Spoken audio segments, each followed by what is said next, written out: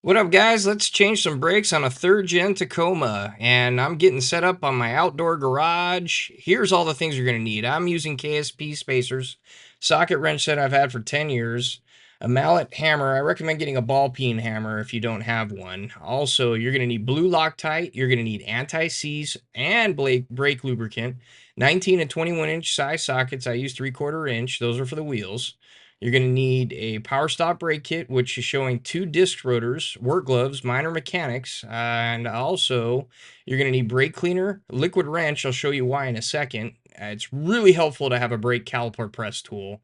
The power stop brake pads, obviously, with the hardware, a torque wrench, and breaker bars. You're also going to need a car jack. I recommend getting a really good one. Mine's a Husky I've had forever. Now, in preparation, go ahead and locate your brake reservoir, unscrew the cap, relieve the pressure because you're going to need that later on. I'll show you why. Now, I'm showing the passenger side. I think I have better lighting when I film this. And what I'm doing is I'm literally using a breaker bar and a 21mm socket to break free all the lugs. Next thing is I'm setting my jack with a piece of pressure treated wood right there on the forefront of the frame, so I can go ahead and lift up the tire so it'll be free and clear for me to be able to pull off. And obviously I use jack stands as a backup precaution. One thing I found extremely useful was this motorcycle stool, and it has a little tray underneath it so I can put all the nuts and bolts that I'm going to be using. I also whip out my Ryobi hammer drill, and I get a 3/4 inch adapter so I can use a 21mm socket to pull all those bolts off extremely quickly, and I put them underneath me on that stand. I'll put a link in the description for one of those stools. So get the tire out of the way.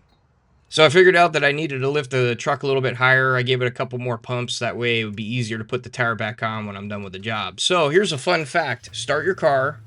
Go ahead and turn the wheel so that it exposes the rear part of the brake shoe so you'll have really easy access to the pads and the hardware and pulling everything out.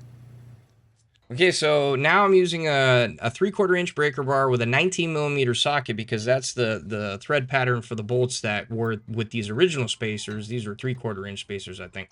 I go ahead and use my Ryobi drill with the socket adapter, and I get the spacer off. And, I'm not going to be ever using these things again. They're going to be pretty much going in the garbage. I think they got about 50,000 miles on them. So there you go. And garbage time. There's my garbage collection. You can see a bunch of other spacers. I have no clue why I decided to go ahead and get a wire brush right here and start cleaning that, because that whole disc you see right there, that thing's coming off. I'm completely getting rid of it because the whole kit comes with those new slotted brake discs. I don't know why I did that. Anyway, you can really see how this pad right here is really run down. This one's fine, run down. They needed to be changed pretty bad. Rotor that isn't that bad. It's got a little bit of a lip, but changing it all out and new spacers. So this is where your socket wrench is going to come in handy with an extension. I use a 17mm socket for the brake line holder there. I want to make sure that I can go ahead and loosen that up so I can relieve any pressure that will be on the brake shoe. You can see that line in the back there. What I'm doing is I'm taking liquid wrench and I'm actually spraying the brake shoe bolts. There's just those two on the back, and I'm letting that set in. So it should be easy to get them out. Now just remove all the old pin hardware. You're going to throw all that away because the Extreme Power Stop kit comes with everything you need to include the pins and the hardware to include the cotter pins. So get rid of all that stuff. It's actually really cost saving when you buy this kit, because this stuff can be like, just for one of those pins right there that you see I'm struggling getting out, where I'm about to get some brake cleaner so I can loosen it up and pull it out. One of those pins from AutoZone was $10. So I couldn't believe that. Anyway, I really get in there with that brake cleaner so I can get all that grime off. You could also use some needle nose pliers and go ahead and try to pull it out if you need to, because you won't be using those pins again, so who cares. But eventually I get it loose and I get it out and it goes in the trash like this. Bye.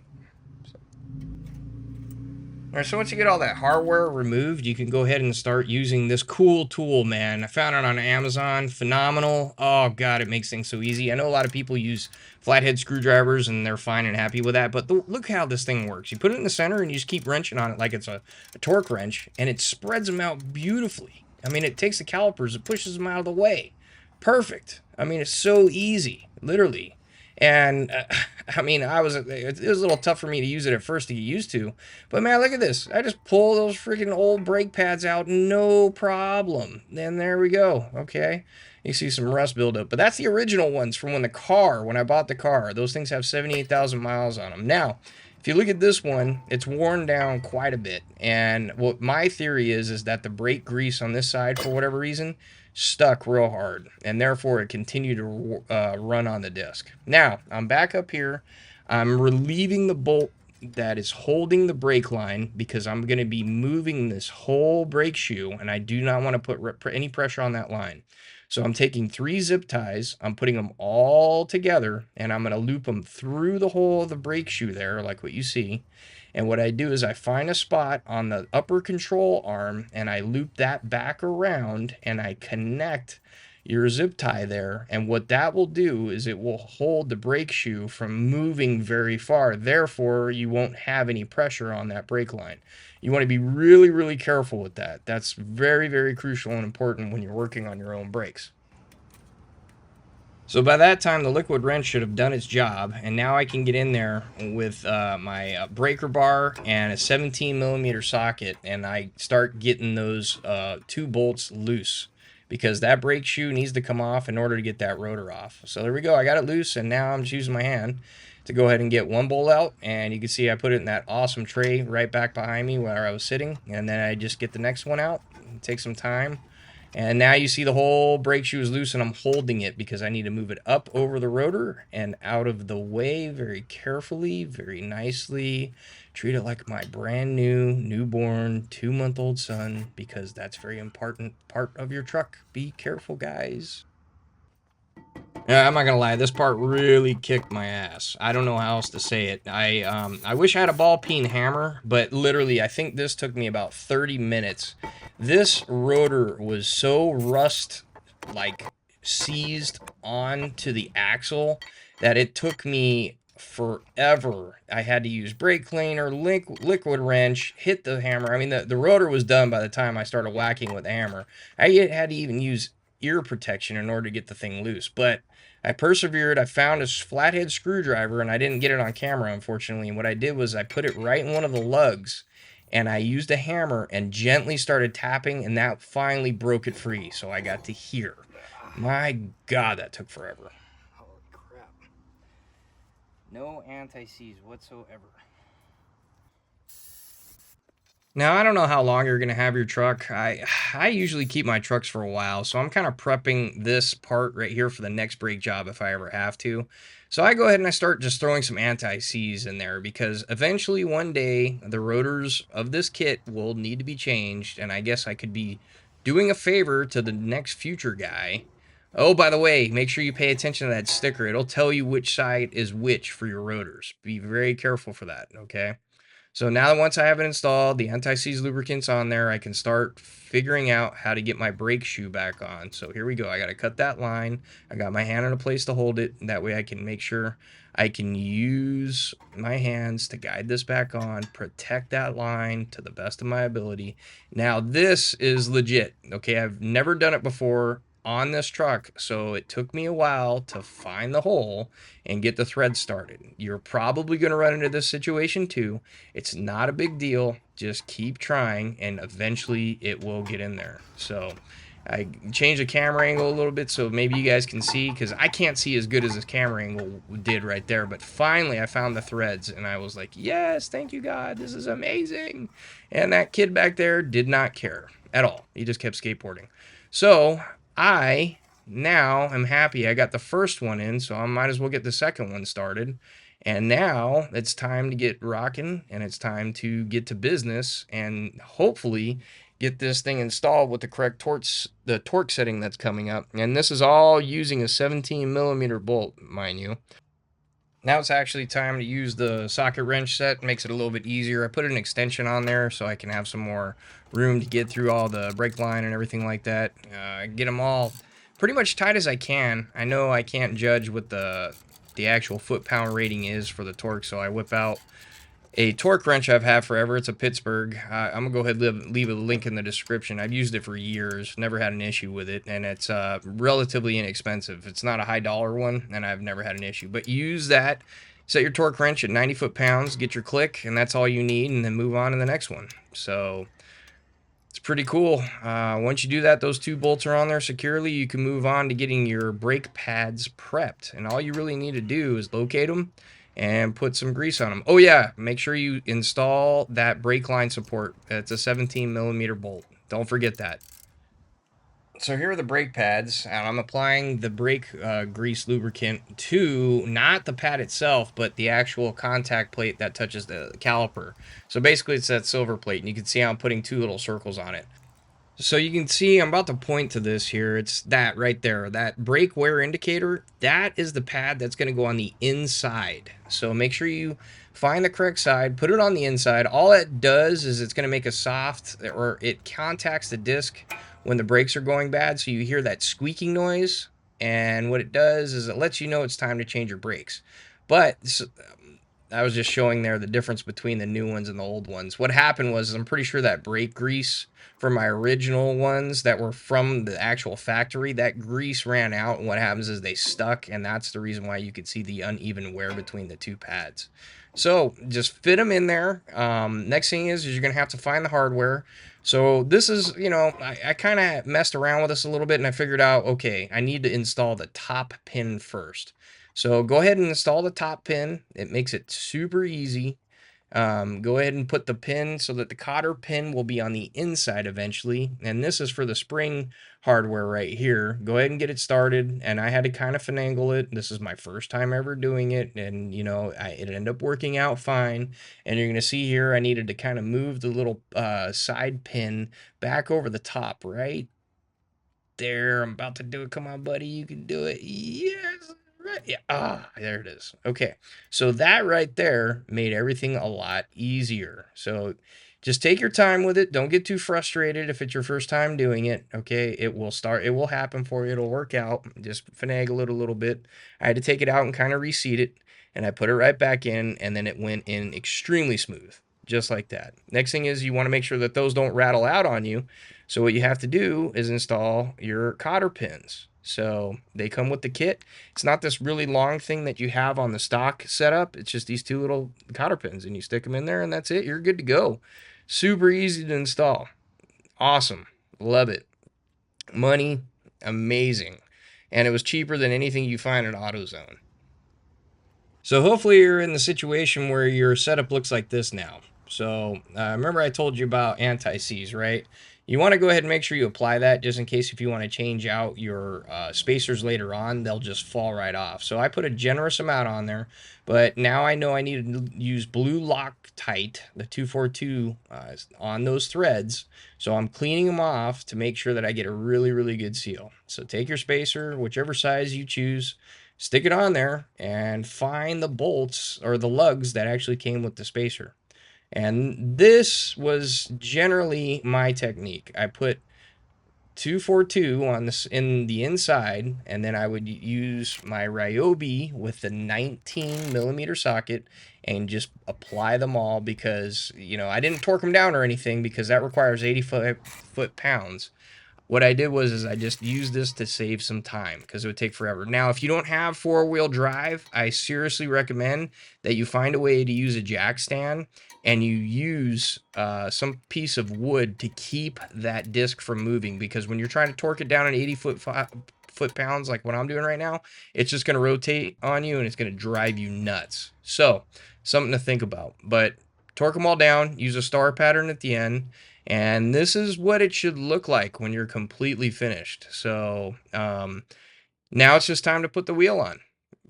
That's the best part of this. And these freaking things, man, these 3-ply tires, because it's a low D range, they're a little heavier than I expected. But using my stool, using my feet, and, not having any willingness to ask any neighbors for help because I'm that kind of guy. I just don't. I think I could do it on my own. I finally figure out how to get this thing on there. God, I'm so stubborn. My wife would so agree with everything I'm saying right now. Come on, buddy, you could do it. I know you could do it, John. Oh, you can make it. You can get it on there, bud. Did you do it? You did. Oh, God. All right. Now, get the lugs started. You know, this is the 21 millimeter bolt. I start one with one finger, and you can see I'm using my foot on the bottom to keep it straight. I go ahead and get my Ryobi hammer drill just to save me some time, and I just kind of get them all going. I use a star pattern to kind of align them. And then what I do is I come back with a torque wrench, and I keep the 85 foot-pound setting, and I use it to go ahead and do a star pattern on all of my lugs. All right. So once that's all done, dude, you're 1/4 of the way done, or halfway done if you're just doing your brakes only. And what I mean by that is if you're only doing your front disc brakes. The back brakes are all drum brakes, and I've never changed out drum brakes, and I've never needed to because, quite frankly, they just don't get that bad. Close this thing up, make sure it's sealed. So by this point, I've done every single one of the brakes. So now I start the truck up in order to get the fluid going so I can get the pressure back. Brake pressure is nice. Everything's back, feels good.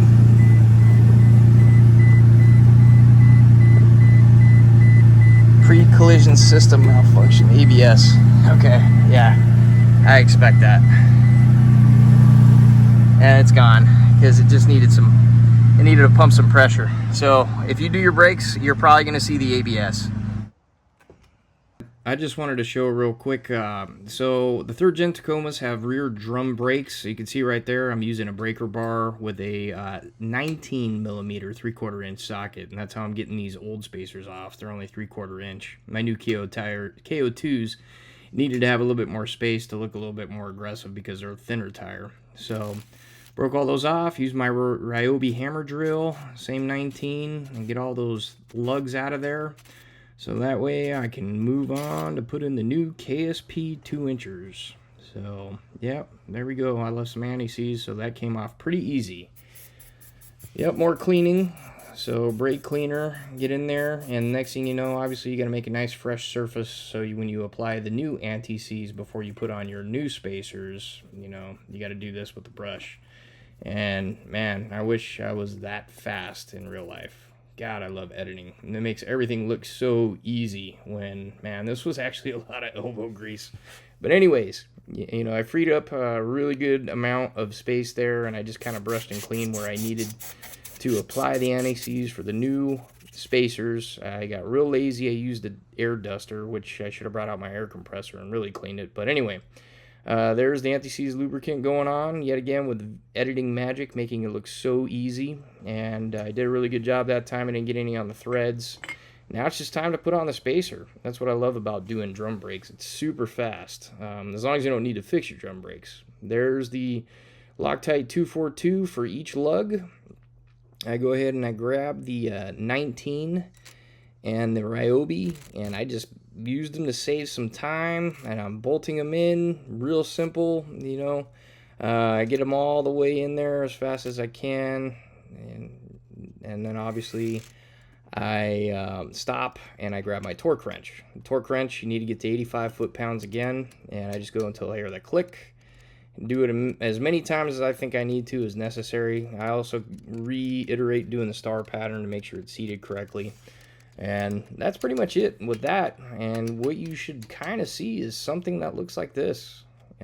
You know, you can sit there for a second, revel in all your manhood and everything you've done to put some spacers on your car that I don't think they do much, but what the heck.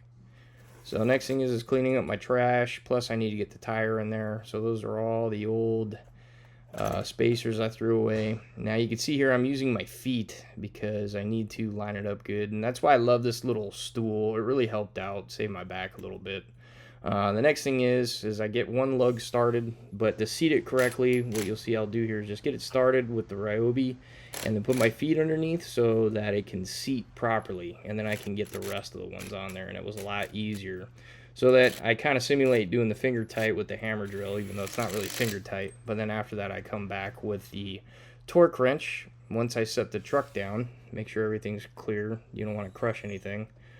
And then after that, get my jack out of the way, Well, I guess I didn't for whatever reason, because I was probably hot, tired, and lazy. But there's my torque wrench at 85 foot-pounds, and these lugs are 21 millimeter, and once again, it's a 3/4 inch torque wrench. So just go around and I start, cranking on it and trying to do the best I can with a star pattern for a 6-lug pattern. It's a little difficult because everything's even on every side, so I just kind of alternated and went around wherever I needed to. But otherwise, got the job done, and I was pretty stoked at, what I saw. And obviously you got to put your little hubcap back in there. Yay, Toyota.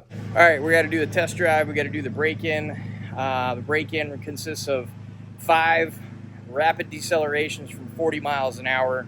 And then after that, really slow driving for 5 minutes so we can get these brakes adjusted well. So let's see how it goes. Also, I put the spacers on there. I'm going to check for any kind of vibrations. Love these hood struts. Oh, a little trick I learned too, when you're working on your car and you're putting spacers on, especially if you have 4-wheel drive availability, kick it into 4-wheel drive. That way you won't have to worry about your front rotor spinning. So that way you can really torque down on those spacers. Something to think about. Time to take her for a quick jaunt with the new brakes. All right. Huh. So far they're working.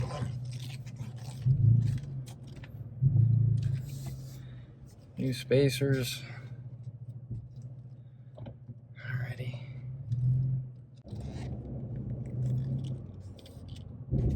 Woo! A little bit of grabbing there. Alright, going to 40. Staying at 40. Rapid deceleration. All the way down to 10. Alright, letting it coast.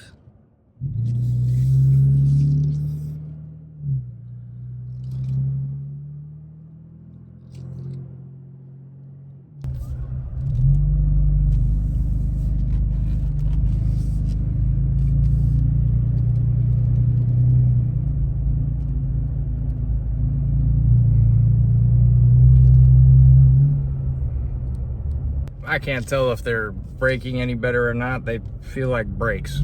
So, yeah, if you've got a day, time to kill, and you know what you're doing, then go ahead and do some brakes.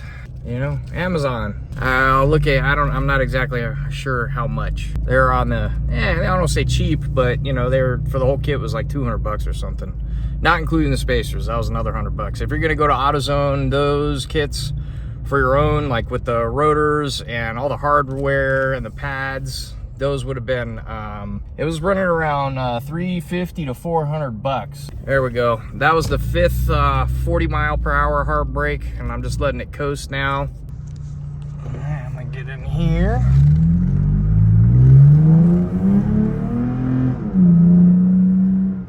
Okay, what are we at? Keep the 40, keep the 40. And rapid decel. Let off it. There it is. Okay, cool. See if I can get it up to 35. That's 30.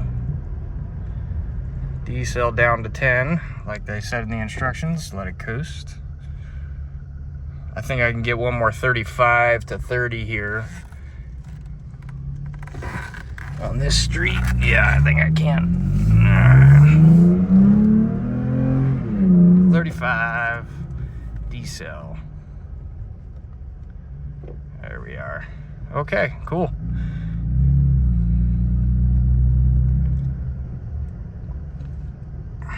Turning into my neighborhood. Woohoo! All right.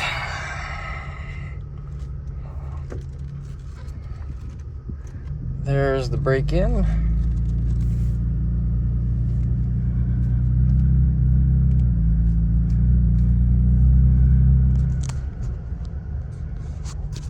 So now all I'm gonna do is just get her up to speed, get to like between 60 and 80 and see if I have a vibration in the steering wheel because the spacer's off balance. So let's see what happens here.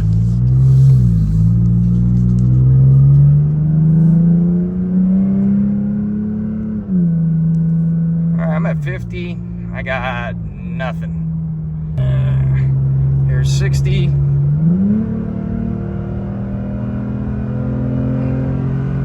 Okay, there's 80.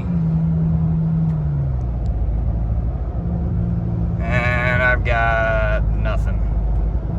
Feels good. Well, I think that's good.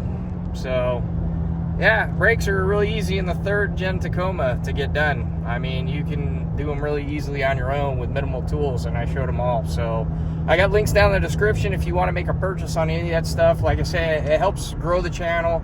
If you found this information useful, please like, share, subscribe, all that good stuff. You know, you share it, the algorithm knows that this is a good video, and it'll push it out to more people, and it helps me. Thank you. Alright, just being 100% real and authentic, I don't know if you could pick it up, but there is a little bit of wobble with these new spacers. So, I'm going to pay attention to that. And I'm doing about 65 right now. There's a little bit of shimmy in the steering wheel. I don't know if that'll go away or not, but that's something to pay attention to. So, and it did say after about 10 to 15 miles of driving, you should go back in and re-torque the spacers. So that means taking off all the wheels and doing it again. So it may be something worth visiting. I don't know if that's gonna fix the wobble issue, but like I said, my tires are the KO2s. They're relatively new, and I didn't have the wobble with the other spacers, and those were 1 3/4 inch. These are 2-inch spacers. Super late at night, but I'm editing this video, and since I've installed these brakes, I've put about, and the spacers, see, I've put close to about 400 miles on driving on them. Another thing I wanted to mention is if you guys have ever heard a clicking sound when you're shifting into reverse and you have the brakes applied and then you let go of the brakes and it goes click, that was what I was getting. That's completely gone, and I'm pretty sure it was because I needed to change out my brake pads. All right, well, I'm 100% complete with the Extreme Power Stop brake pad and rotor kit. I got it off Amazon. It was $206.38, all done with taxes. All installed, braking process is complete, right? And I also bought the KSP 2-inch spacers. So the 2-inch spacers, before I had 1 1/4 inch spacers. So with the new KO2s, they were a little bit thinner of a tire, so I went ahead and spaced them back out. So I get a little bit more of an aggressive stance. I don't know if it's gonna help me with handling or not, but anyways, so far so good. Well guys, I hope you enjoyed that video. It wasn't that bad of an install at all. I got links to all the tools, all the kits, everything that you need for the spacers and the brakes, the rotors in the description below. If you like this video, please share it, give me some comments, like it, give me a subscription. All that stuff helps the algorithm know that this video is worth watching. So until the next video, hopefully I'll be putting a supercharger sooner or later on this bad boy. I'm excited about that. You guys take care. John the Pilot. See ya.